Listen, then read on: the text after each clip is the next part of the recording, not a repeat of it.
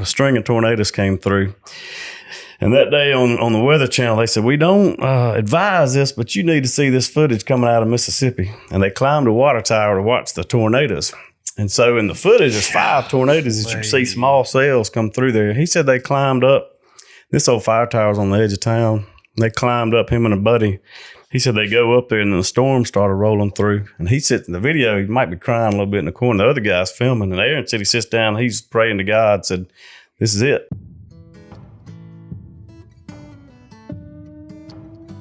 Hey everybody, welcome back to the Hayden, Alabama podcast. We're Southern Storytellers. I'm Philip. I'm Shane. I'm Ben Carver. Shannon Hodge. Today we've got an interesting storyline. We usually don't have a theme, but today we're going to try something a little bit different. Well, we're anticipating doing something different. Yeah, we don't know if it'll be different till the end.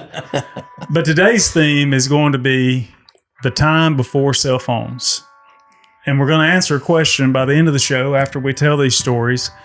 Can you still have fun without a cell phone? Yeah, I was asked the other day by my 4-year-old daughter if I was born in the 19-somethings.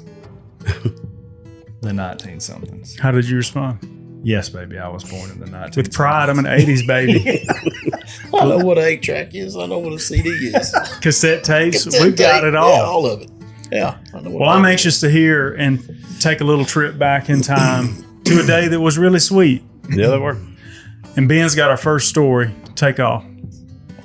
The first one I want to tell is people didn't understand how dangerous it was because if somebody got hurt, there's 4 kids, and we had a big neighborhood. And to context the stories, it was a culvert down there, and right behind was about a 7-acre lake, and there was a neighborhood pool. And there was one summer, my dad's a paramedic, my mom's a teacher, but there was one summer there was 9 ER visits between the 4 of us. Oh, goodness. So I was asking my parents that. I said, Mom, what time do we leave in the morning? And she said, well, you'd leave, cartoons are about 8 to 9. I'd let y'all sleep in. You'd leave about 9. And I said, when did we come home? She said, I remember, if you got hungry, you came in at 1 or 2, but if you caught lunch at somebody's house, you ate there, I'd see you when the street lights came on. I started thinking about that, and I said, well, there's a couple of stories of us going to the ER, and we'll talk about those, but it's saying, what had happened when we really got hurt? Brother breaking arms. I'm going to tell you a story about my sister going to the ER, and she said, well, you just get somewhere with a phone, and then you call us. And that's, so that's about a 15 or 20 minute gap sometimes. It could have been a life or death experience. And so you just didn't really think about it, But we had a neighborhood pool. It was about a 4.5 minute run. If you went around the lake, you could get over there, and that's where all the kids congregated in the afternoons. And I don't know what kind of tree it is. It's got little hard berries, and they're rock hard. And we got to where, we're all college pitchers, but that's probably why we would throw these things, and you could get to where you could put somebody's eye out with it. And we would get plastic furniture and get down in the pool, and we'd have these berry where we're probably stopping up the filters and all that. And we had done that every day. And my sister, she's probably the most kind-hearted person you've ever met. But somehow she's in the middle of that with about 15 kids. We had a sign that said swim unattended. That was from a liability standpoint, or no lifeguard on duty. But there wasn't a parent inside. There wasn't an adult at this pool most days, And we sat there and we got to throwing these things back. And I hate to even tell the story on myself, but we starting to throw these berries, and my brother Jesse pitched at Mississippi State. He reared back, and I still remember having that piece of pool furniture, and one of those berries came through and hit me right in the eye. And the first thing I did, those pool skimmers that's got the net on the end. There was one sitting on the end, they're razor sharp. Well, I picked that about 8-foot thing up, and when I launched it, I threw it at my brother. And when I let go, how you throw a fastball and that's on target. Yeah. I threw it and it hit my sister right here in the head. Oh, no. And to this day, it's got a little bit of a hair missing right there. Oh, man. I threw this thing about 10, 15 feet, and everybody in the pool, because when she comes out of the water, the pool skimmer hits her in the head, and it just scalps her right here. And she grabbed it, and, I'm sorry. Don't tell mama. Don't tell mama. She's walking all the way around the lake, and I've got 7 or 8 little boys following her. Just somebody's fixing to get whooped. So that's about an 8 to 15 minute walk. You got to think with that piece of her head and her scalp sitting there open, and we still talk about that. But get there, and Mama's like, load up, let's go. Go to the ER. Let's go. How many stitches did it take? About 6 or 8. How many leaks you get? A lot. 6 or 8? A lot. One for each stitch. One to live on, one to grow on right there. Man, you don't see the danger, though. No. I still don't see the danger sometimes. One of my daddy's favorite sayings was, sorry don't make it no better. Sorry, don't put your arm back on when it's cut off. Well, Mom said when they heard a thump or a thud back then, they'd wait. And if it was immediate crying, you weren't hurt. Yeah. But if you'd wait, the longer you waited, then They it was figured going to you be was out. serious. Because that's when you realized you were bleeding, and it was. Yeah. Now, there is a cry, though, that is delayed but serious when you can't breathe. Yeah. Mm-hmm. Oh, yeah, because you can't get your wind in. That Trying to hurt get that you. bad. That's bad. You reminded me of a story that I actually thought about this recently as a story that I've never told. And you mentioned how parents were different. Not that they were irresponsible. It was just different. Things were safer. They just let you run and go and do that. My only rule when I was at the state park, we'd go camp at Smith Lake Park every year as a family, tent camp. My only rule was be back by lunch and then be back by supper. Yeah, that was it. And that was the only rule. I carried my bicycle up there. That was when you got into riding the bicycles, and it was a single gear, nothing special. You had to use the brakes or the pedals and pedal the pedals. That's it.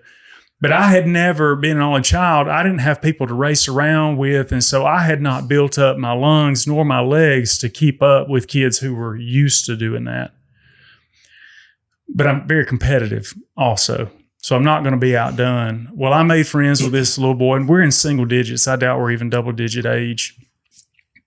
And we're taking off down through there, and he is just taking off and leaving me, and I'm not going to be outdone. I said, hey, man, what? Hold on. Let me catch up. And he said, no, you ain't going to catch up with me. I said, okay. I said, not only am I going to catch up, you're going to pay when I catch up with you. So I pedaled as all the lactic acid. I'm powered through it, and I got up there, and when I got up to him, I said, I know what I'm going to do. I'm going to flip him off that bicycle, and then he won't outrun me no more. So I took my front tire, and I got up there right beside him, pedaling as hard as I could go. And I did that into his back tire. What I didn't know is the back tire is the stable tire in this situation, and mine caught that. I flipped over the handlebars and started eating asphalt as I was going down the road.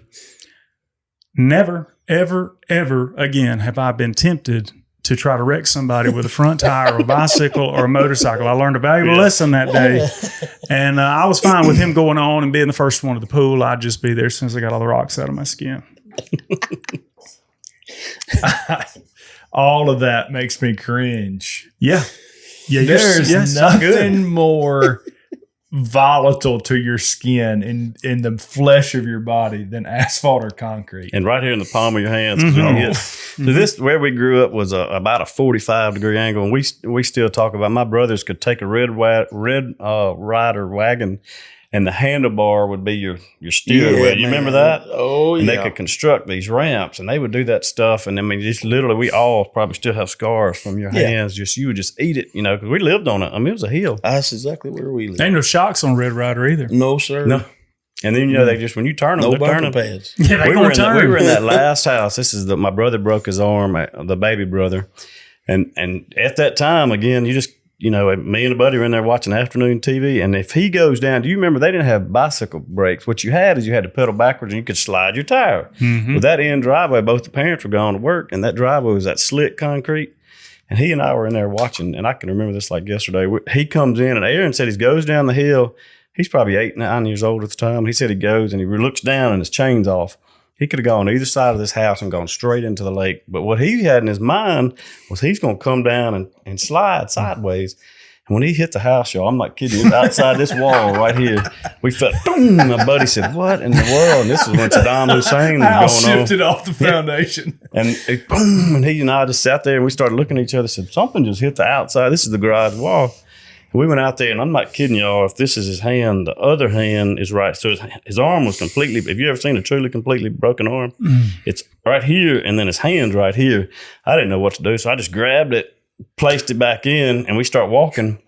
And we walk, it's 2 houses up. My grandma is a retired nurse. We get there, and she said, oh, you've already done the hard work. Come on, Aaron, let's go. We loaded you him done up. the hard part. Oh, gosh. You just breezed right over. I placed it back in. There's no way it went that calmly and Well, you had smoothly. to. You didn't have time to think about it. He wasn't just hollering. Oh, he was hollering. God, no doubt about it. Of course he was hollering. I don't do broke bones, brother. Don't do broke bones. I don't like it. It ain't right. My other brother, he pitched at Mississippi State and went minor league Kansas City. When you might probably meet him one day. we always said, I mean, Ron Polk said he probably had the best curveball he's ever seen. But if you look at his hand, his finger is not straight. And what it is our house had a downstairs, so you could run. We really enjoyed it as a kid, but you could run, come in the main house, you could go through the kitchen and wrap around to a big living room, and you could make a complete circle. And that was our running path. And you could get to where you could almost run sideways with it. But Jesse and Aaron are real close, and to this day, they're real close in age and real close. And so the story was Jesse's running, and so he comes around the corner, and when he goes in the bathroom, somehow he shuts the door, and it chopped his finger off. His finger hits the floor, which has no nerve, and his nerves are pinched. So he picks it up. They put it in an ice pack. Same thing, call a neighbor, somebody, because the parents weren't home, loaded him up, took him to the hospital. Well, my dad's a 42-year paramedic. He's taken more dead bodies off the side of I-20 than he can count. He said that's the only time he's almost passed out in the yard because it was his son. Kid. Yeah. And they didn't put it on just correct. And we, to this day, claim that's how his curveball He's got was so an unfair good. advantage. Well, obviously, it came back and helped him a little bit. Yeah. They did put it back on. It was just slightly. They put it back on, and they take a pin. To this day, he's still got the medicine jar with a pin in it, and they have to tap it in. They have to tap it in there. Through the end of it. Yeah. And so, we always claim That's not the hard part of that surgery. The hard part of that surgery is putting those little vessels back together. Yeah. And so Jesse, to this day, he said, I didn't hurt at all for about, until about 2 days later. And the pain medicine started wearing off. He said, and it was just a deep ache for months, God. They still got that little pin in a medicine jar. That hurts me to think about it. I don't want to think about it. Man. Shannon, you got something a little less violent? Well, the sad thing about it, I think Ben and I probably grew up, we probably brothers from another mother and just didn't know it. Didn't even know it because we grew up on a hill. We were all kin, cousins, brothers, aunts, uncles, the whole 9 yards. And from the top to the bottom, everybody knew each other, and we did the same thing. We all met up here and played, and we'd be gone, do the same thing. And so, believe it or not, my oldest brother cut my brother's finger off in the door. It didn't come all the way off. It was held by the skin. So That's off. yeah, well, I don't, any way you slice it, no pun intended. If it's hanging by the skin, it's off. well, Dad's he's an old miner. He had some of that P235 black tape. Oh, come on. No, he didn't. No, it's temporary. Oh, it's temporary. But he left it on there. He taped it up there until he got him to the hospital, and they sewed it back on. And it was not right. The same. It ain't never been right. Did he continue on and have the second best curveball? No, he did not. No, It wasn't his pitching hand. That was no, he wasn't. He wasn't a curveball thrower. So the lesson here, if you're watching and thinking about cutting your finger off so you can throw a good curveball, it doesn't work every time. Doesn't No, work and every not time. always. It doesn't always apply. So, yeah. But the story I tell, I guess, is kind of stay with the motorized vehicle thing. Saying the bicycle's motorized by your feet. Is I had an Odyssey. I grew up in a time where, man, if you had an Odyssey or a motorcycle, you was king of the mountain. What is an Odyssey? Oh, it is. It's like a souped up go kart. You need to look that up after the show. Oh, okay. It's got a 500cc motor. Good grief. Oh yeah, and it would fly. And not everybody in the community had 3-wheelers, 4-wheelers, and motorcycles. I was fortunate enough to have this Odyssey. So one of my buddies would ride on the front. We looked like Mad Max going down the road. He's like, it's got row bars, the whole 9-yard seat belts, and he's riding on the front, And we're going through every mud hole, every briar patch, every thicket I could go through. I'm running him through it. So my brother was supposed to be watching me. I'm 12, 13, somewhere around there. My brother's supposed to be watching me. So, he's not doing a very good job. He's watching you all right. So my brother's 8 years older than me, and my oldest brother's 10. So there's a big difference. So there's not a whole lot of attention paid to little brother, except for when it's inflicting pain. I'm outside riding the Odyssey, and I come around in the drive, and we have tar and gravel. We didn't even have asphalt. We had tar and gravel. So I hit the tar and gravel, and the Odyssey slid. Well, the house is here, and as the Odyssey comes around the curve, I don't make the turn. And I'm running probably 30 miles an hour. I'm flying pretty good. You talk about the thump on the wall, The TV slid. Mm. I hit the wall. My brother's in Dad's recliner. They're gone. He's in the recliner, and the TV slides off the wall. Oh. The Odyssey is stuck in the wall, about a foot or two up off the ground because I've hit the flower bed and ramped it and stuck it in the side of the house. Mm. He comes out there and said, "What'd you do? What'd you do?" Of course, he's worried about getting in trouble. He ain't worried about me. He didn't ask if I was okay. So I said, "I don't know. I just tried to turn it." So we get it out. We go back in the house. We beat the wall back together best we could. We slid the TV back. Plan was not to say nothing. You know, of course, we're going to try to still buy on this one for a little while. Well, Mom comes home and she walks in the door, and it was like it was a magnet. Mm. Who moved my TV? You know, Steve said, "Shannon did it. And I'm the baby. That's the way it always went. What did you do?" She didn't ask him, like, get on to him. "What did you do?" "Well, I accidentally hit the house with the Odyssey." She didn't say, you know, that's not something you always hear. So the look on her face was like, "You what?" And I said, "Yes, ma'am." And the whole time she said, I told him not to do that. I told him not to drive that fast. It's always my fault. Mm-hmm. You know, and that's the way it was growing up. They always wanted to blame the little brother. I could be in there screaming bloody murder. And that cry you're talking about that's inflicting pain, that's pretty serious. I could do that. And she'd say, "Shannon, leave them boys alone." I can do it and blame it And on I'm the me. baby of the month. You know, she said, "Shannon, leave them boys alone." That's right. The opposite of what it usually right is. now. Yeah. Oh, man, listen, I grew up, I'm telling you, I told you this before. I grew up where playing football, when you hit somebody, if your snot bubble didn't come out the other man's nose, you didn't hit him hard enough. I mean, I grew up where you got your tail tore up, and, you know, we toed the line. It was way before cell phones. All right. There's a lot, there's stones unturned.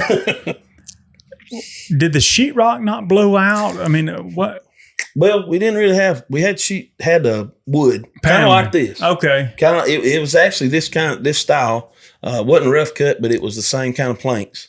And when it came out, it broke the stud, of course, Wow. maybe two, you know, and it's poking out, and it's sticking out in the house probably 6 or 8 inches. Good. And he's in there kicking it, beating it, trying to pry it back in, and slid the TV up. And of course, at that time, it's one of those TVs that's a cabinet. You know, That's the other thing. it's So 4 miles thick, and you can't, Yeah, no it was really hiding nothing. That's the tube. Yeah. I mean, that's where the tube Yeah. came Yeah. from. And I didn't think about it at the time, and now thinking about it, it's a miracle that the TV worked because I hit it pretty hard.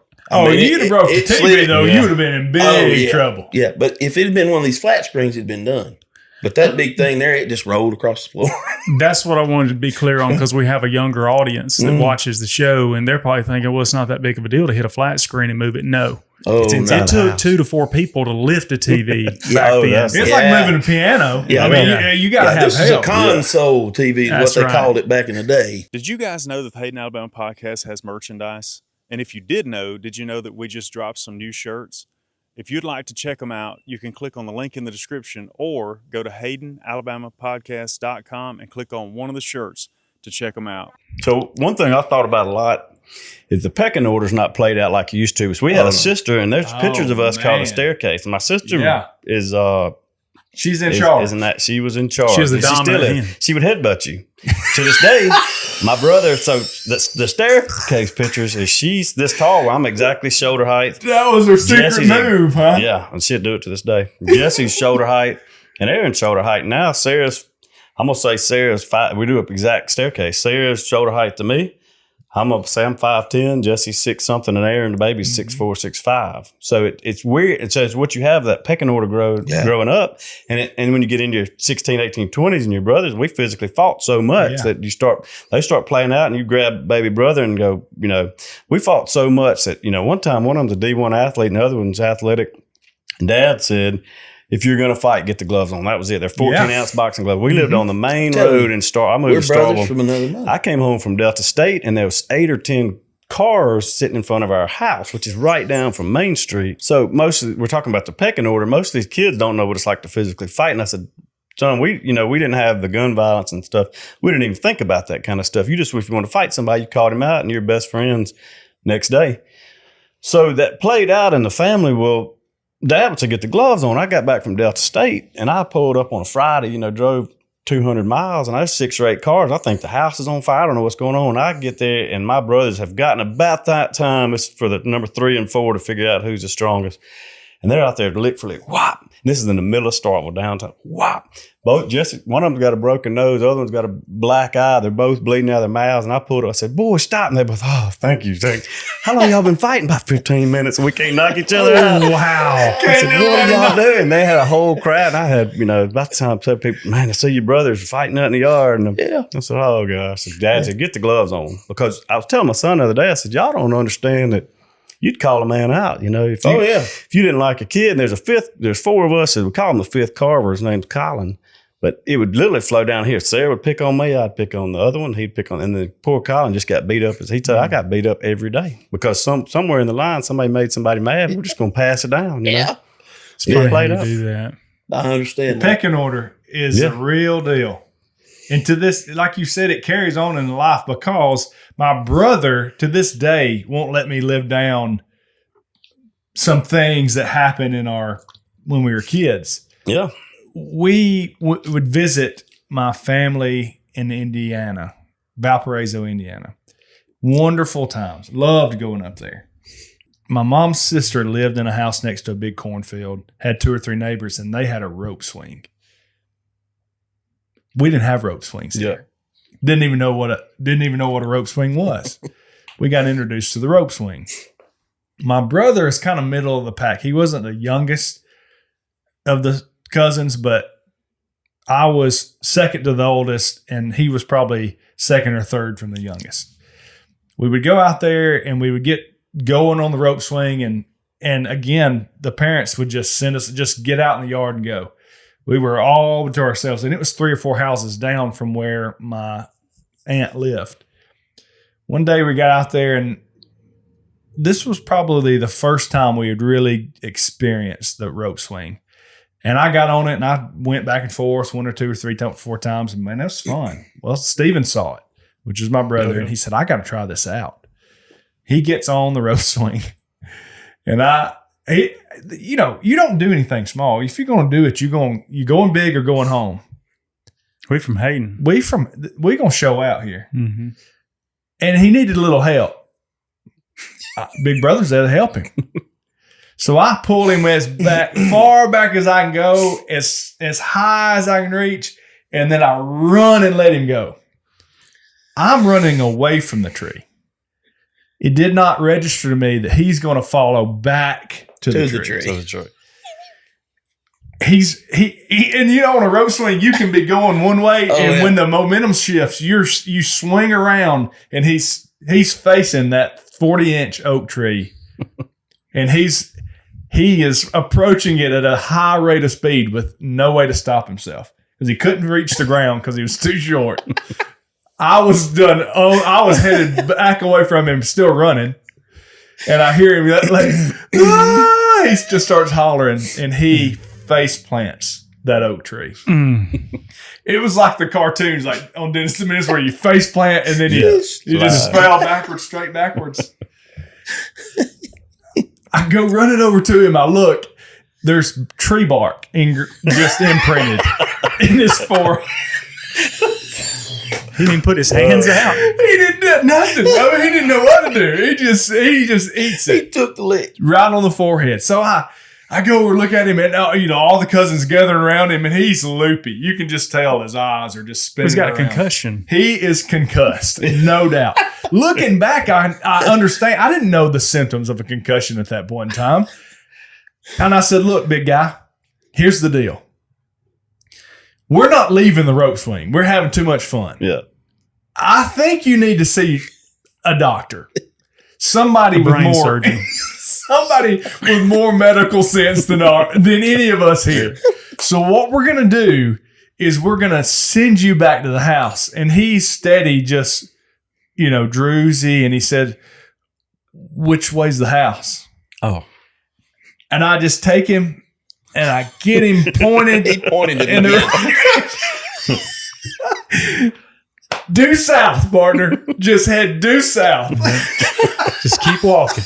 He just walks in the house. Yeah, he walks in, and to this day, my mom and him have yet to let me live down the day that I just pointed him in the direction. You call me unsympathetic. I was unsympathetic that day, but it was because you didn't want to ruin the fun. Yeah. No. Yeah. He wasn't bleeding. He was still. He was bleeding internally. Yeah. He had a subdural hematoma is what he had. Yeah. He might have had a brain hemorrhage. We don't You know. wouldn't have known. I never would have known. It does answer a few questions, though. Yeah, lots of things. But that's what you did. You just, Tough don't ruin kid, fun. though. You got to toughen up and It get was going. tough for kids. Before we move on to the next story, the whole time you told the story, I'm trying to paint the rope swing in my mind. I want to know what this rope swing looks like. Is it 2 ropes with a board in the... It's a rope. Single rope with a board with a hole drilled in the middle with a knot. So you would sit on. That's the one you sat always on. fell off of when you got tired late in the day. And you yeah. just drag across the ground as you're coming off. That's advanced rope swing. Yeah. And Ours for- was handlebars from a bicycle Oh. that you hung like this. And for it to be the first one So that if you we had couldn't been hold on, you couldn't Oh, swing. if you can hold on, you were in trouble. And it was over like pretty deep valley there. That was pretty serious. If you didn't Don't let go. Don't let go. I don't. Life or death. They're not that popular anymore. But you know, Because we they're used to have the dangerous. platforms. Yeah. Is that what it is? I mean, that's one hypothesis. Fun before cell But phones. why? But they were so fun. Yeah. I mean, I'd go on one today. I Well, mean, I but would too. it's- If I could hold myself up, that'd be my problem. I can't hold myself up like I used tire to. swing was the story that I had. That was my one experience on a rope swing. You remember that? Boy, I do. Tell it. I've already told it. Have you already told that one? Tell it again. Tell it again. Tell it again. Jody Simmons been on the show. Oh yes. The absolute one of the wildest, just all about the fun, no danger. All Couldn't gas, see it. no brakes. He couldn't see it if it was right in front of his face. He had a tire swing, and it was on a big limb on a huge oak tree right by his house. And like you said, Yeah. similarly, it was on the oak tree was on the top of the hill, and then it just started a hill going Yeah. straight down. So when you swung You got out, I high. mean, you're many feet off the ground as you swing out. I was watching him, and this is not his fault. I was watching him and got very, very interested in this rope swing because, man, he could do all kinds of things on it. I mean, he could stand up in it, flip it around, and he had not one bit of trouble anytime that he did it. I finally got the best of me. I said, I got to have some of that. He said, well, climb in it, big boy, and I'll push you off. I said, fantastic.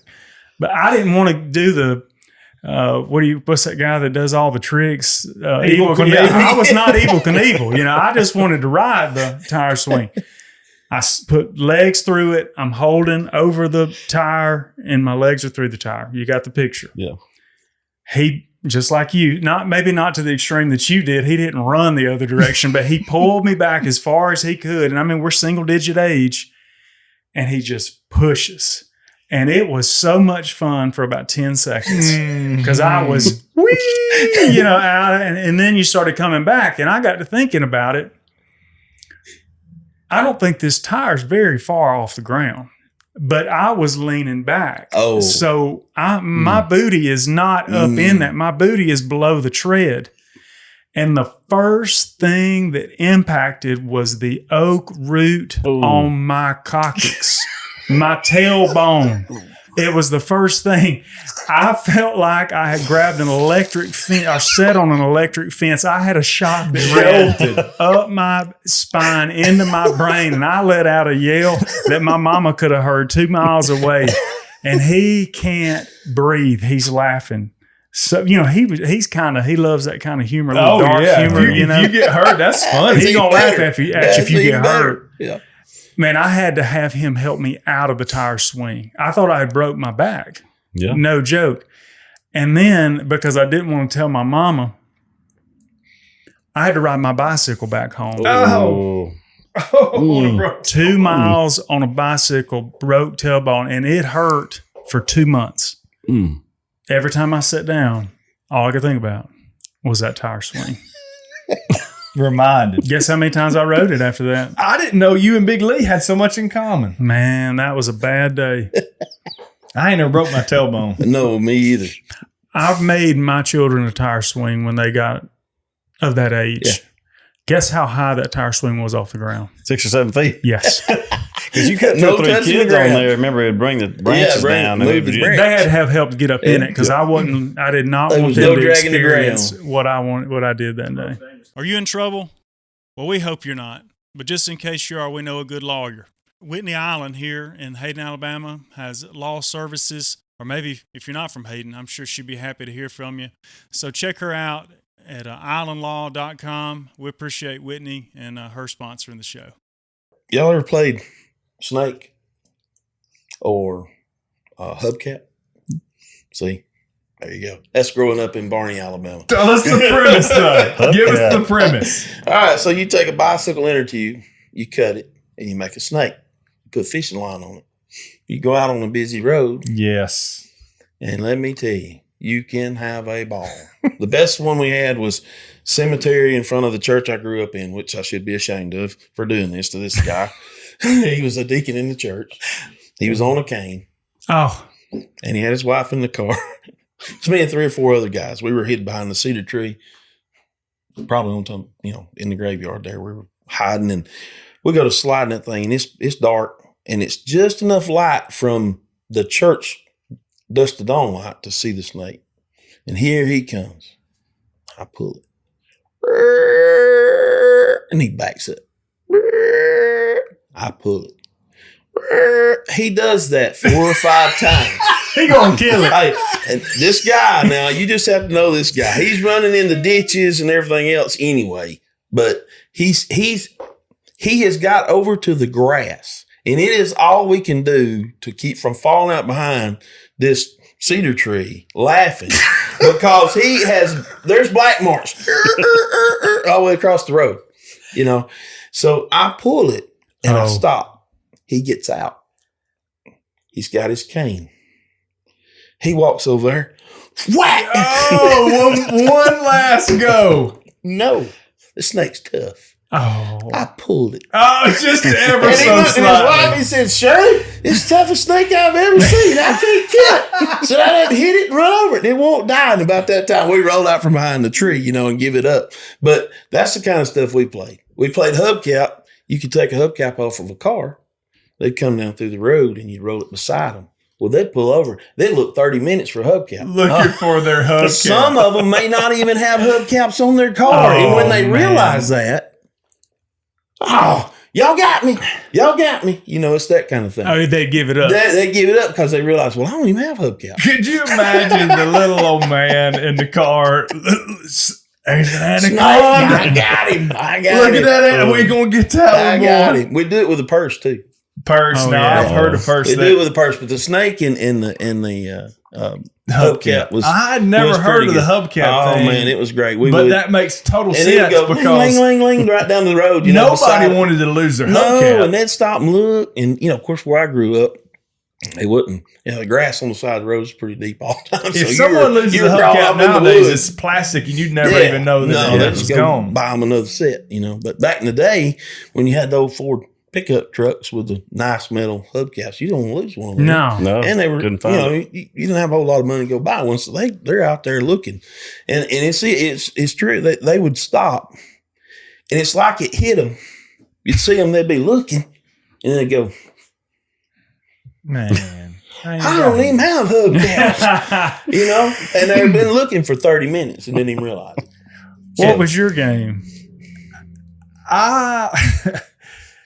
I've always liked to dig in the dirt. Me too. I've I'm just a digger. been Yeah. that has been me, and my mom would probably say the same thing. I've always been in the dirt. If I go outside, I come back muddy, dirty, filthy. And one day I got the idea, and I went to gather material. I got me a little shovel. I got a bucket. Got water because I knew I'd need some way to make the ground soft because it's the middle of summer because this is when most of the things happened Oh, yeah.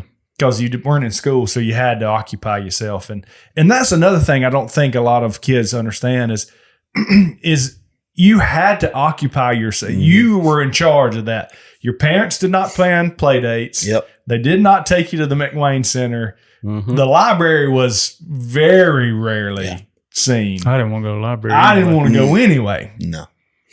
So I planned it all out. And I got out there and I even recruited my brother. I recruited my two first cousins, both of them. And we got busy. We started digging. And my mom comes out and we'd spent 4 or 5 good hours. And I think it was probably because we had been to Vacation Bible School and it was fresh on our mind. And my mom says, "What are y'all doing?" And I said, "Mama, we digging down to that devil. And as soon as we find him, we're going to put him out with this big 5-gallon of water I got right here." And we spent all day. Did you find him? Never did find him. We spent a whole summer trying to dig to China. We've done that Remember before, doing too. that? If you ain't done to China, have you even ain't lived? Yeah, you hadn't lived. We tried to get to China, get about a little over head deep, and somebody's pushing dirt back in on you. And You ain't thinking about that time, I just thinking cave in on Structural you. integrity, you weren't worried about that. No. If you were thinking you could get to China, you probably weren't thinking about anything No. else. you just digging. You weren't worried about anything. You just digging. That's because we had energy and we had time. Yeah. And my dad is a firm component that idle hands was the devil's Yep. playhouse. I mean, That's true. and so as long as you was out busy, he'd leave you alone. Yeah. But if you ever saw me sit down, or these words, did you ever say these words? I'm bored. Oh. Once. Yeah, You I got didn't something say to it do. much. One time. Yeah, my dad found you something to do real quick. I cut that ditch bank from here to my mom and dad's place, and it's about 600-700 feet with a sling blade. Yep, that's back for weed eaters. I mean, we Oh, didn't the have weed eater was there. We didn't have weed eater. The weed We eater had was sling there, blade. Shannon, That was but the it only was option. not to be That wasn't used. another option. Wow. Sling blade. Did you tell him you was bored again anytime soon? Never let that word come out of my mouth again. Yeah.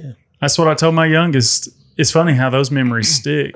Those lessons will stick. My youngest came up to me. She said, "I'm bored." I said, "I'm going to give you more than I got. Here's your one warning." I said, "If I hear it again, I promise I'll find you some work to do. And I promise it will not be as much fun as being bored.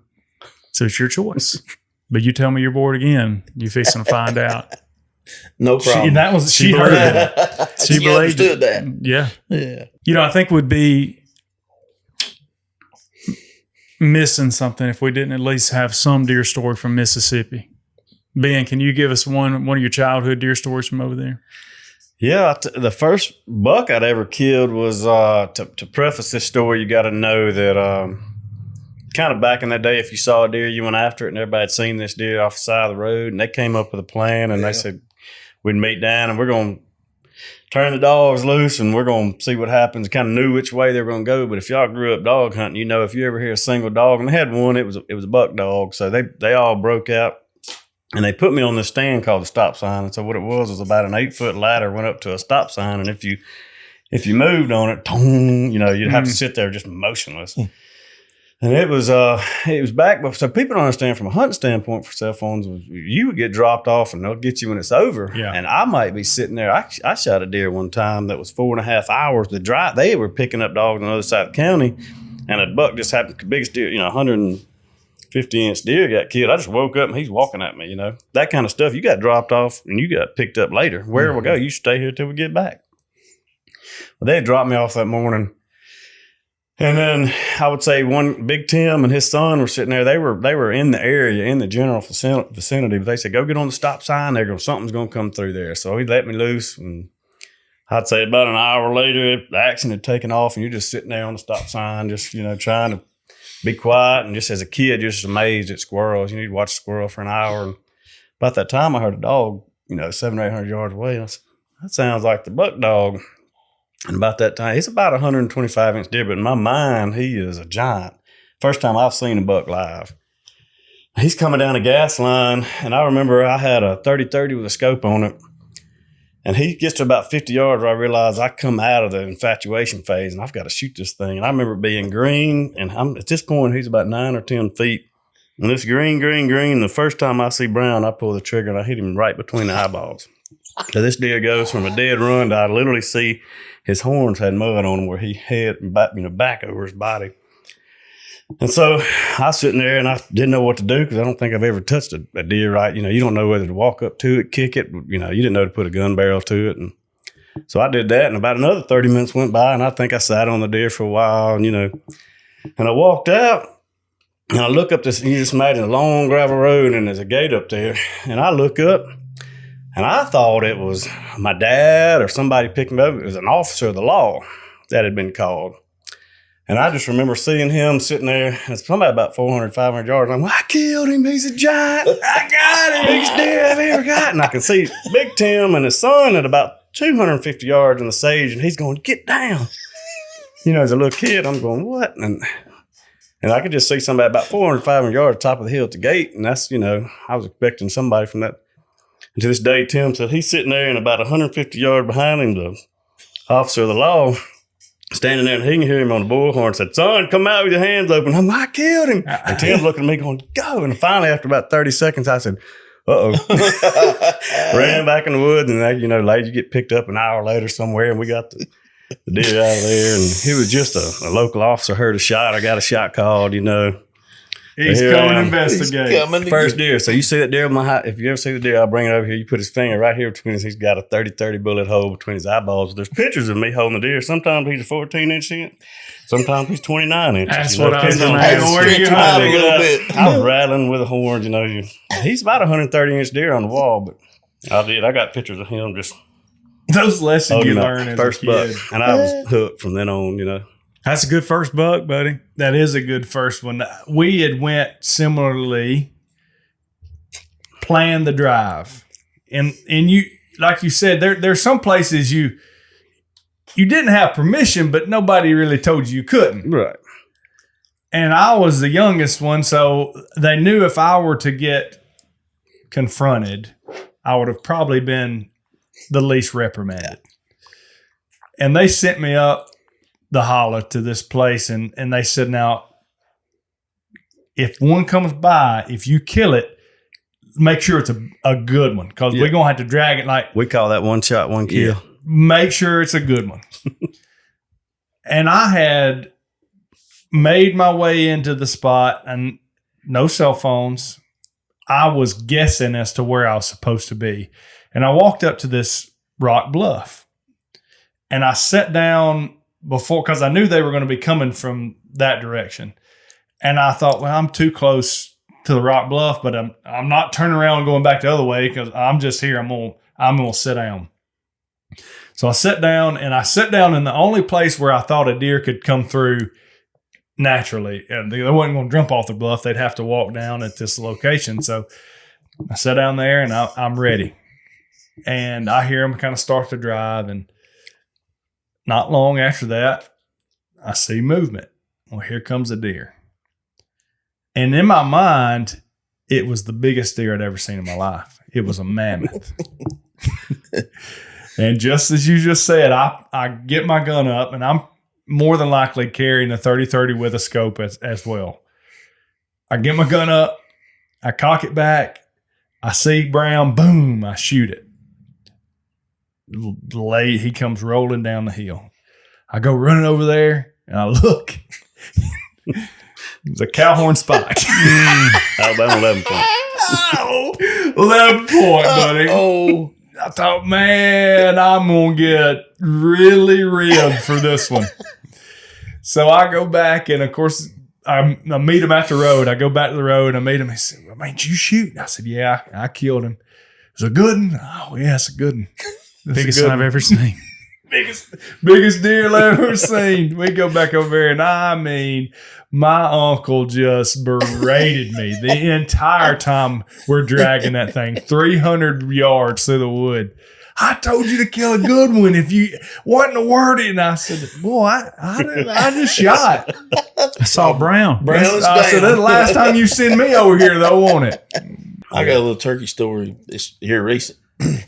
My son and I went and we went hunting at the club in Adger. And first time, I'm not a turkey hunter. I'm more of a deer hunter.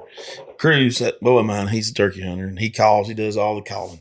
And we walked 400 miles to kill this turkey.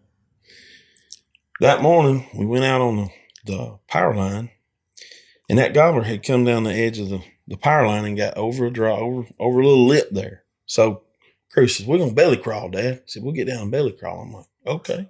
So we belly crawling, and this is through the sagebrush and all, pretty thick stuff.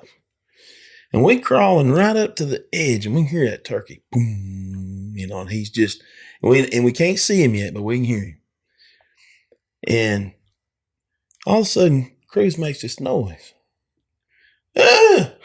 I thought, That ain't no turkey. what is it? What's that? And he is sitting on his belly beside a downed shooting house that is laying flat on the ground, looking eye to eye to a rattlesnake. I knew that was coming. Yeah. And I'm laying on this side of him. So he can't move because he's sprayed, I said, well, I tell you what, I'm gonna back up. We're gonna have a conversation right now about this. Yeah, I'm gonna back up, and I'm gonna put my gun on the snake. You ease up there and see if you can shoot the turkey. So we get up there, and apparently his and my other and everything else we did scared the turkey off. The snake stayed. I didn't even shoot it. I was so shook up.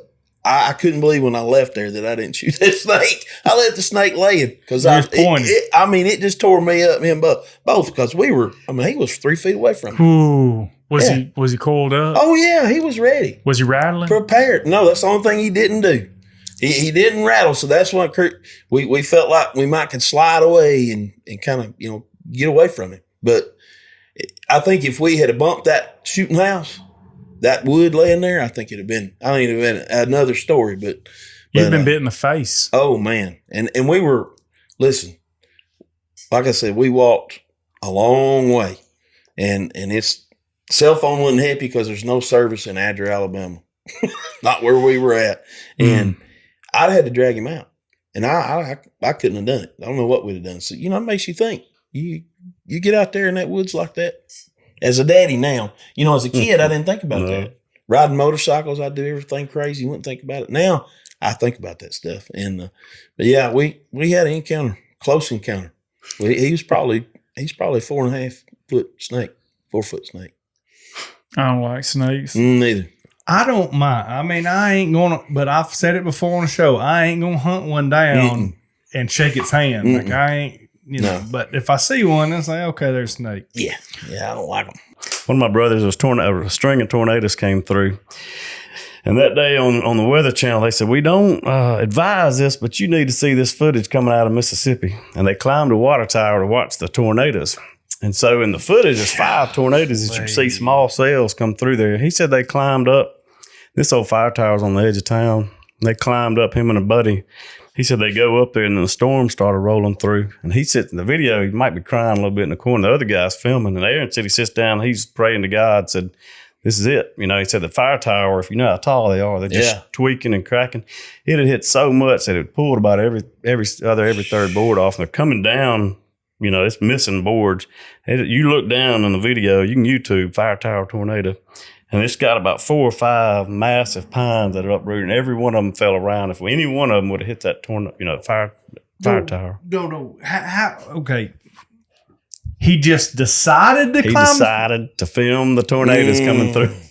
Oh, so buddy. Get on YouTube, and I think it's fire tower tornado or tornado fire tower, and it'll pop right up. That's a decision he lived to regret. Yeah. He said, that was the dumbest thing I've ever done. God, at least he realized it. Yeah.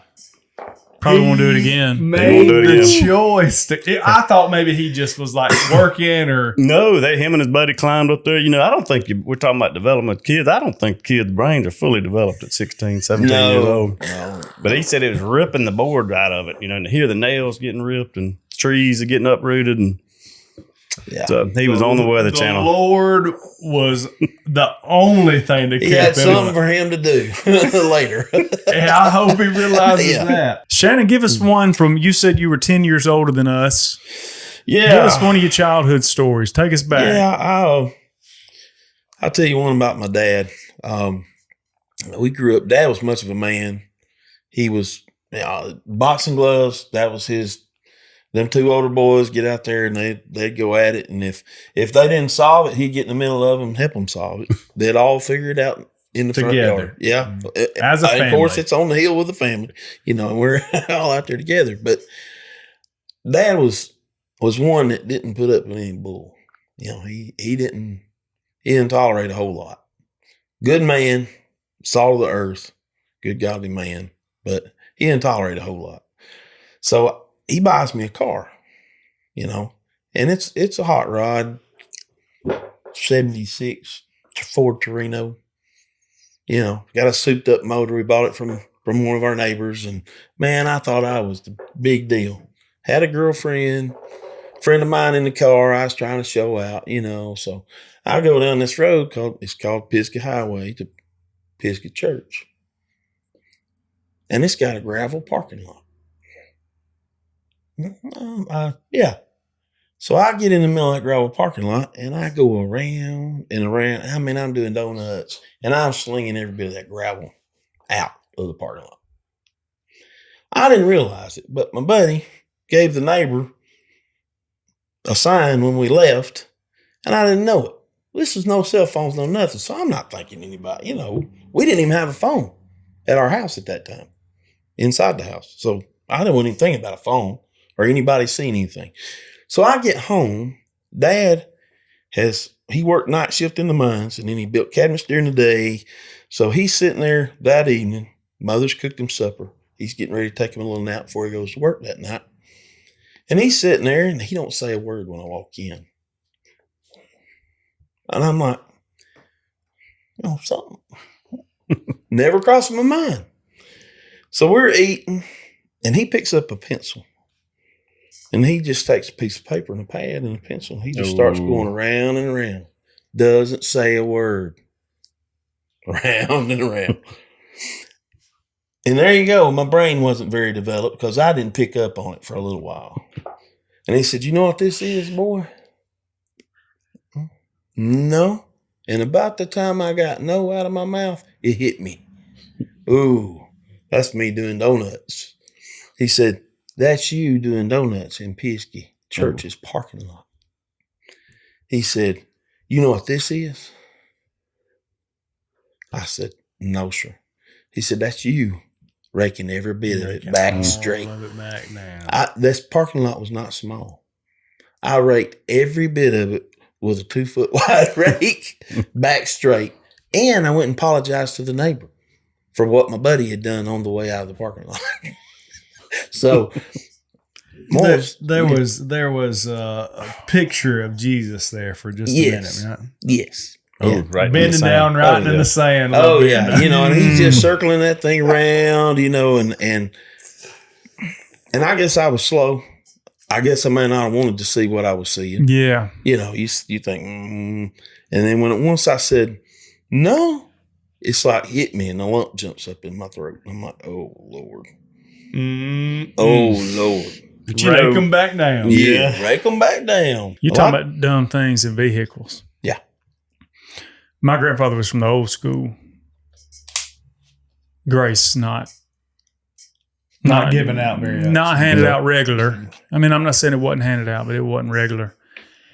I had a 65 Chevrolet with a 283 in it, but it was not a hot rod. But I had some buddies that had some new 95s, 94s with the 350s in them, and they're the fastest things, from a truck perspective around. I got the bright idea. I love to race. I got the bright idea that if I could sweet talk my grandfather, maybe he'd let me take it out one Friday night. Well, I went over there and I asked him, and he should have known because he was a racer. He should have known, and I probably did know.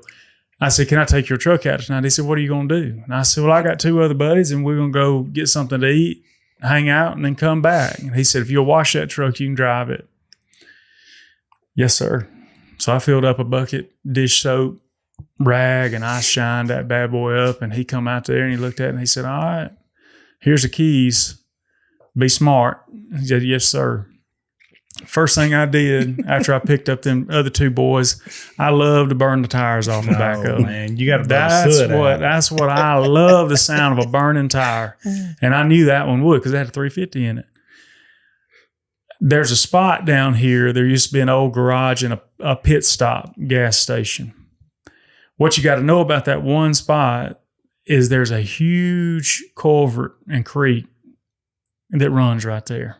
Well, I got right there on the edge of that cement parking lot of that gas station, and I was going to turn right, and I eased it out, and I stood on it. And I'm talking about I tried to push the gas pedal through the floor, and them tires started lighting up, went this way. That's the way I was going. But then she started going this way. And I was enjoying the sound of them tires so much that I didn't want to let out of it. And that thing hit right on the edge and jumped just to the other side of it. I was this close from putting that, it's brand new Chevrolet truck down, unrecoverable. Probably, what's that, 30-foot drop down there to the bottom. But, I thought that's the only thing that's going to happen tonight. So we drove and we ripped and tore, and I drove around to Morris, and I got to where I didn't really know where I was in a neighborhood. And I said, well, I'm just going to turn around here in the middle of the road. That's a good idea. Instead of going up to somebody's driveway and doing it.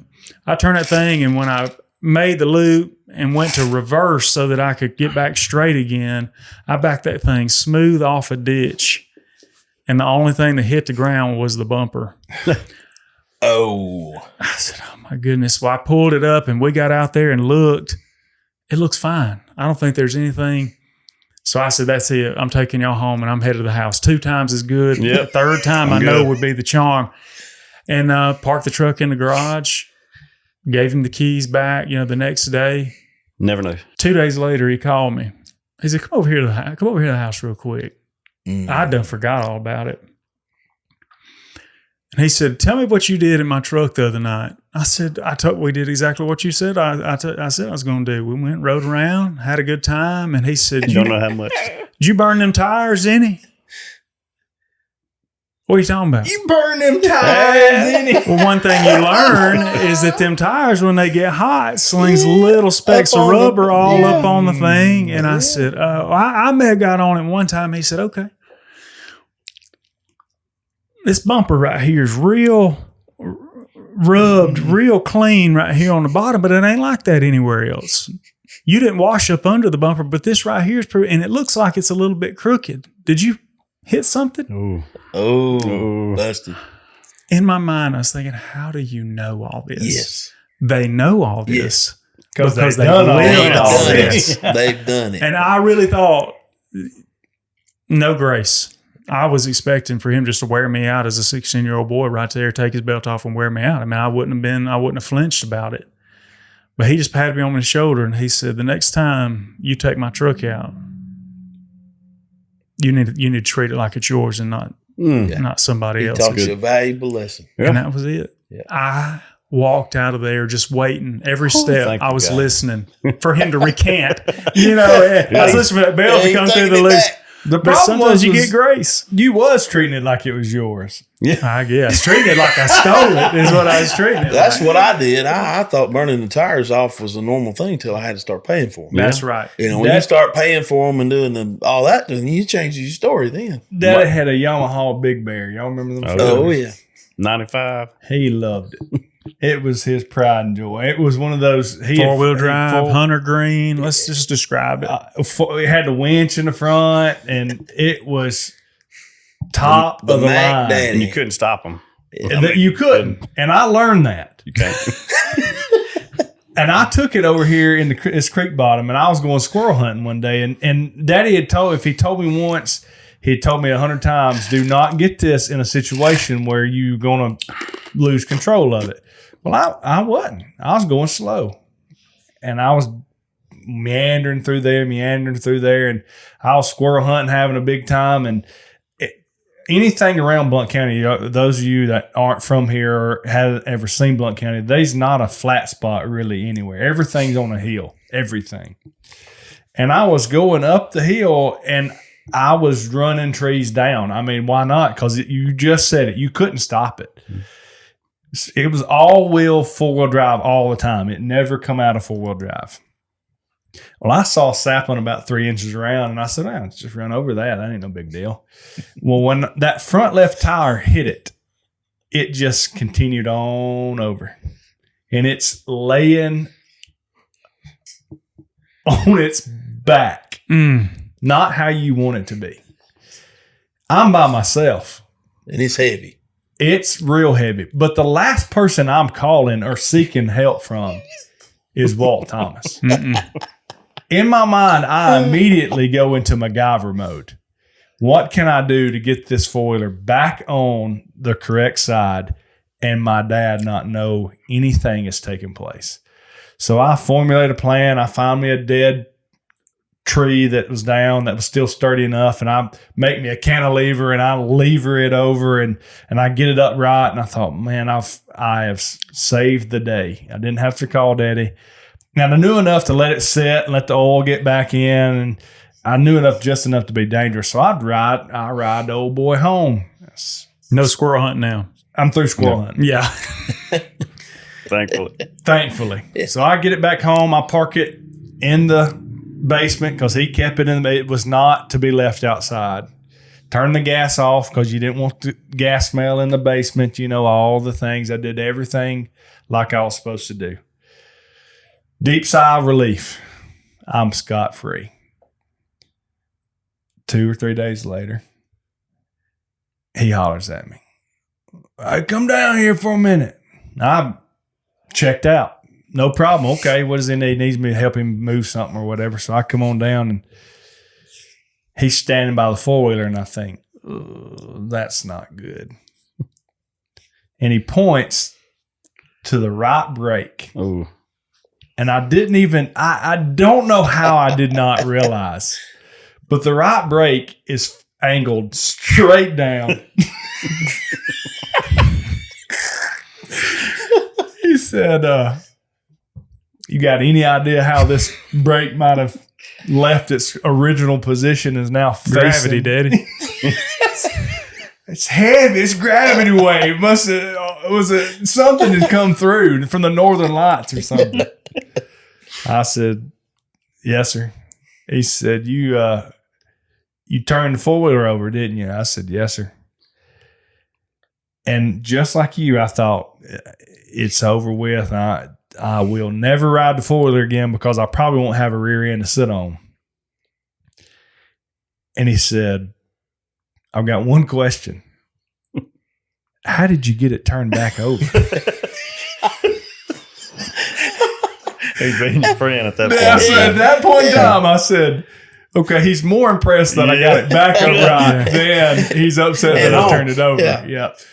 So I explained to him all about it, and I live to see another day. But So are both y'all's parents and your parents alive? they are. My mom. You tell that's what you tell these stories, and we tell the whole. Dad says when you tell the stories, tell the whole truth.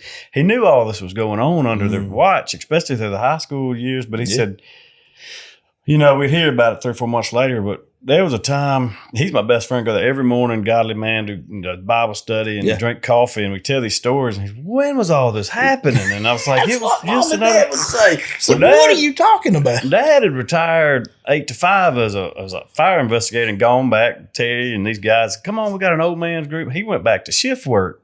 About 16 or 17, I learned I could go. My stepmom's there, had an antebellum home, and had these windows that was the size of a French door. I could ease up my window, sneak out, go right around from 10 to 12, and come down a hill, and I could ease that 1995 Ford Ranger manual shift with the lights off, and I'd go right back. And that went on. And I thought I was being slick. Come to find out they knew every time. She said the chihuahuas were barking. They'd heard every time. And I thought, The alarm's going on. yeah, we didn't know. You didn't know. Well, Dad said, we'd find somebody in town, saw you at Sonic. It's not like you were, but we let you do it a little bit, So that one morning, it's about 24, 25 degrees. And I'd come in, it's about 1 o'clock in the morning. I did it. I started, and I eased that thing down in there. And I stopped in my normal spot, and you went up there, and it's a big kind of a grand porch, and it has a big porch swing in my window. And I went to open that window up, and I looked down, and my stepmom had screwed the window shut. So not having cell phones, I'm sitting there. I said, didn't think to go get in the truck and sleep or go inside and take my punishment. So I laid down on that swing, and I was about 1, and it said he got off at 7. At 7:01, she had already called him at 1 o'clock, said he's outside sleeping on the porch swing. And I woke up, Dad and my stepmom standing over and said, "What are you doing?" And I trying to come up with an elaborate story. I locked myself out or something. They were Let like, me tell you what happened. well, they tell me their side. So we knew. Fast forward about I done gotten ungrounded after 4, 5, 6 weeks. Same thing. I picked back my habits up again, And I came in. This time I was going to go through the back of the house. My stepmom had these big potted plants that are on caster wheels. You roll them around. And in the middle of our house, I could go through our house at night, go in the refrigerator, and I just closed my eyes. You knew where to go. Yeah. You had my route. Everything was out. I knew exactly how to come in the back door, got the key, opened myself. Came on through the house, and I'm on the clear. I'm looking, my room is in the front of the house. I'm done. I'm home. And she had moved one of those big old potted 7 or 8 foot plants right in the middle of the living room floor just to get me. And then I hit that plant. I hit it, and I'm sprawled over it. Dirt's on one of those big old nice Persian rugs. And she flips over the light switch and said, "You grounded again." I said, Grounded "Yes, ma'am." again. Yes, ma'am. Yes, ma'am. Sure am. I'm grounded. You She got said, me. "I'm so You grounded." got I said, "I am grounded." I was grounded half my junior year. Man. But to hear their side of it, about the grace and mercy, when do you spank them, and when do you, at 17, 18, you really can't spank a kid anymore, but you can take the truck keys, take the Oh, wallet. yeah. There's a lot more you can do to them that hurts their heart, buddy. Yeah. All this no cell phone talk has been obviously when we were younger. And Shannon has an opportunity to give back to those who didn't have the opportunity to live a life without a cell phone. Shannon, tell us a little bit about what you got going on over there. Yeah, I operate a nonprofit called Mission 34. And what it is a hitting facility that we've built in Cordova. And we do free hitting lessons, free camps, revivals, youth revivals in our area. We I call it Sneaky Jesus, because we use the ball and the bat to introduce these kids to Jesus, and sometimes they don't even know it. Sometimes these kids, it's the only way they get Jesus is through that, the what we do there. We don't charge them anything for the camps or anything that we do. It's all free of charge. We just want to be, the hands and feet of Jesus with those kids and live it in front of them. Teach them good life lessons, how to deal with adversity, because kids don't know how to deal with adversity well. And a lot of them don't have the same setup as we did. Mom, dad, whether it's single parent family or whatever, they don't have, a lot of them don't even have that. A lot of them don't have parent at all, that we have come through. We're about 500 plus kids coming through right now. And we've had 56 or 57. That's ballparking it. Get come to know the Lord. Amen. Through our ministry so far. And that's with 2 revivals that we've had. So there's a lot going on. It's located in Cordova, Alabama. And if you know anybody that needs to use it, we allow teams to use it for free. I do free lessons as much as I can. I work a full-time job, so I try to do 15 hours a week of lessons. And then we let teams come in and use it for free also. So, not all of those kids are we doing free lessons with individually, but they're teams. We allow the community to use it for anything community related. It's 4,800 square feet, heated and cooled, nice indoor facility. How do people find you or you guys on socials? Yes, we're on Facebook and Instagram. We have a web page. What's the title of it? How do they get there? Mission 34. I think it's mission34inc.com. And you can go to our Facebook page. Just type in Mission 34 and it'll come up. And they can get all the information from there. We're looking to expand. We're wanting to build a lean-to here in the next coming months. So we're trying to gear towards that. Everything we do, nobody gets paid. I do rent a cage to help subsidize our bills and all that, because we have to do that. Yeah. But nobody that volunteers there gets paid. Nobody makes any money. It all goes back to the kids, to the revivals, to the camps, to the facility and maintaining. So, awesome. We want to try to be something that we're gap. Nobody in the State's doing what we're doing. And as far as I know, I don't know of any nonprofit like we are anywhere right now. So I'm proud of what you're doing. I Giving appreciate back. it. I appreciate the opportunity. Sharing Jesus with others, which is what we're fitting to do. Amen. Get your hat off, young. Get your hat off. We're going to be in Matthew chapter 5, verse 9, talking about peacemakers. We all have points in our life where we get our wires crossed with other folks. I think if you told me that you never got your wires crossed with somebody, you might not be telling the absolute truth. I had an incident in my recent past where I got my wires crossed with another fella and just couldn't see eye to eye. And what I do as a peacemaker, because I don't like conflict. It's not something that I thrive in. But what I do as a peacemaker, and I don't know if this is because I'm the only child or not, but I just remove myself from a situation. If there's turmoil, I'm gonna ghost and remove the turmoil so that peace can be instilled. Well, this is the text that I preached this past Sunday. And as I was studying for it, just as clear as day, the Lord spoke to me in my heart, not verbally, in my heart, and said, how are you going to preach and encourage a congregation of Christians to be peacemakers when you're not really a peacemaker?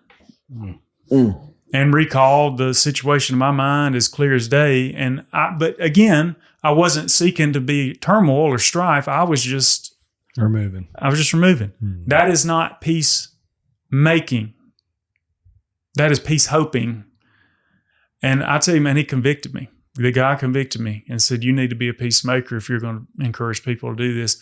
Well, I wasn't obedient that day. It's much surprise to probably a lot of people. I wasn't obedient the next day. But the next day when I was driving down Highway 160, this road that runs right out here, I'd had enough. The conviction was just so hard. I picked up the phone and I said, we got to get together. We got to talk about this. We did. I'm going to tell you, the Lord blessed it. Amen. And he instilled and reinstilled peace. And there's just something about having peace in your life. Sure. But here's what Jesus said in Matthew 5:9, and where it all spawned from. I'll find it in 10 minutes. God blesses those who work for peace, for they will be called children of God. A couple of quick notes on this. I've already mentioned one of them. Peacemaking is not passive. Peacemaking is an active thing. It takes work. You got to step out and you got to do it. And this, just a reminder, all these Beatitudes are God blesses those or blessed be, but it's happy are is another thing. And that's a great truth, man. When you have peace in your life, I'm happy. Yeah. I love having that. And then interestingly, Jesus says they'll be called children of God. Why does he say that? Because God's a peacemaker. God's the first example that we have of being a peacemaker because he sent his son so that mankind could have peace with God. And then Jesus is another great peacemaker because he gave his life so that we could have our sins forgiven and we could have his righteousness, which gives us peace with God. Yes. And we get that through belief. And then the other one is one of my favorite stories in the Bible is Joseph. Joseph's one of 12 brothers. They get mad because they thought daddy had favored him a little bit and gave him the coat. And then they went, and one brother wanted to kill him. Well, the other brother said, well, we don't need to kill him, but let's put him in this hole right here and we'll leave him for dead. That's better than killing him. And then he was picked up by the caravan. The caravan takes him to Egypt. In Egypt, God's favors all over him, raises him up to the great, a high position in Egypt. And then his brothers come to him one day after many years and they don't recognize him. And they're starving to death. And they need some grain. And the only place they can get it is through his authority to give them grain. He had a choice right there to be a peacemaker or to get revenge and continue strife in that relationship. And what did he do? He made peace. Mm-hmm. He not only gave them the grain, gave an abundance of grain, didn't make them pay for the grain, and then he invited them all to come and live in Egypt. But I just want to say that I know there's people out there that have turmoil in their lives, and it may be your fault, it may be the other person's fault. But there's a real blessing in seeking to follow Jesus' lead and be a peacemaker. And I just want to encourage you that if God's leading you to do that, he's probably gone before you. Amen. And just take that step out there. And the Bible also tells us that if when possible, make peace with others. So sometimes it may not be possible, But Jesus did say to go be a peacemaker. I just want to encourage that. Maybe that'll be a blessing, and you can get that peace back in your life. Yeah, you said you got your wires crossed. I don't get my wires crossed. Everybody gets their wires crossed with me. That's the problem. There's probably some people out there that resonate with that right now. But I don't think that Jesus made a differentiation between those two things. He didn't say whether you'd been offended or whether somebody had offended you. The offender or the offended. Yeah. So that probably comes back to one of the biggest struggles is pride. It's calling that person up. And, I probably got 2 or 3 people as you're talking that are still just, and the longer you sit and harbor that, and that goes back into forgiveness. And forgiveness is a cancer within thyself. And it's like, if you do not forgive that other person, you're not forgiving yourself. That's right. That hinders your walk. Yeah, it will. And that's one of the things. And also not talking about your wife is another example of your prayers hindered, and not treating her for who she is and as a weaker vessel. And I don't know. It's definitely a pride. The older I get, pride is probably when I realize that is the start of many, many of my sins. Is that I had off subject, but on subject. I had a very specific prayer a couple of years ago. Lord, remove people from my life that I've kept, and they're probably from a previous lifestyle or something. They're high school buddies, but we're just different now. And I try to always keep them. And I prayed that and be very careful with Lord. If there's people in my life that are not bearing the Christian fruit that you want to let go, that I'm continuing to hold on to. And I lost, I would say, 2 or 3 of my best friends in the next 2 to 3 months. And it was a whirlwind of where did this come from? And I'd sitting back after that, I was like, and 1 or 2 of them are brothers. We just weren't together at that point in our life, and it's like, wow, and you know what? We probably have more peace now that we're not trying to hang out all the time. And when I do see them, it's fresh conversation. It's, it's us trying to hang on, especially with me hanging with a non-believer. I know you're supposed to be around the world because you're in the world, but it was definitely people that I kept around because they'd always been around. So that was a very tough lesson to learn. That is a hard lesson. And peacemaking is a hard lesson because you can't expect someone who doesn't know Christ to adhere to this. They don't understand. They can't. They can't comprehend. They haven't felt it. You have to experience Jesus too. However, it is so important as believers to adhere to this because first of all, we're instructed to do it. But that's where you and I being brothers in Christ has to come first. If we have a disagreement, I have to say, you know what? I'd rather be at peace with my brother in Christ than whatever conflict has happened.